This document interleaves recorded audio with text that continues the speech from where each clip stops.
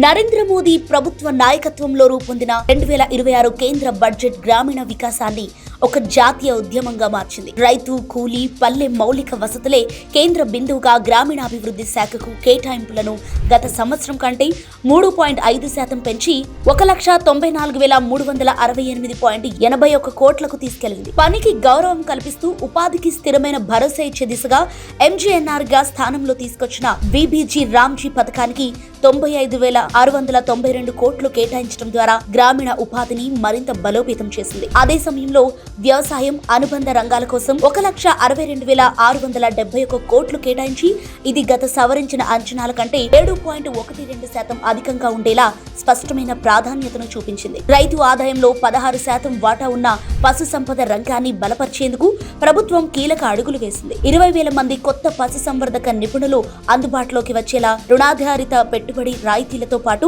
Veterinary కళాశాలలు, పశు వైద్య ఆసుపత్రులు, డయాగ్నోస్టిక్ కేంద్రాలకు ప్రైవేట్ భాగస్వామ్యాన్ని ప్రోత్సహిస్తోంది. సహకార రంగానికి ఊపిరి పోసేలా పన్ను వెసులుబాట్లు కల్పించింది. పశుదాణ, పత్తి గింజల సరఫరా చేసే సహకార సంస్థలకు రాయితీలు, అంతర్ సహకార సొసైటీ డివిడెండ్ ఆదాయానికి పన్ను మినహాయింపు, అలాగే జాతీయ సహకార సమైక్య పెట్టుబడి ఆదాయంపై 3 ఏళ్ల ట్యాక్స్ రిలీఫ్ ఇవ్వడం ద్వారా గ్రామీణ ఆర్థిక వ్యవస్థను బలోపేతం చేసింది. తక్కువ దిగుబడులు వస్తున్న ప్రాంతాల కోసం ప్రధానమంత్రి ధన ధ్యాన్ కృషి యోజనను ప్రవేశపెట్టి 100 జిల్లాల్లో 1.7 కోట్ల మంది రైతులకు ఉత్పత్తి పెంపు, పంటల వైవిధ్యం, నిల్వ సదుపాయాలు, సాగునీరు, రుణ ప్రాప్తి ఇలా ఒక ప్యాకేజీగా అందించనుంది. పప్పుల్లో దేశాన్ని స్వయం సమృద్ధిగా మార్చేందుకు 6 ఏళ్ల మిషన్ ప్రారంభించి కందిపప్పు, మినప, ఎర్ర కందిపప్పులపై ప్రత్యేక దృష్టి పెట్టింది.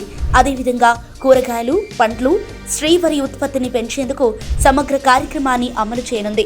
రైతు చేతికి నేరుగా మూలధనం పెరిగేలా 7.7 కోట్ల రైతులు, మత్స్యకారులు, పాడి రైతులకు కిసాన్ క్రెడిట్ కార్డు ద్వారా ఇచ్చే రుణ పరిమితిని 3 లక్షల నుంచి 5 లక్షలకు పెంచింది. మొత్తంగా ఇది అన్నదాత గౌరవానికి, గ్రామీణ స్వాభిమానానికి స్పష్టమైన రోడ్ మ్యాప్.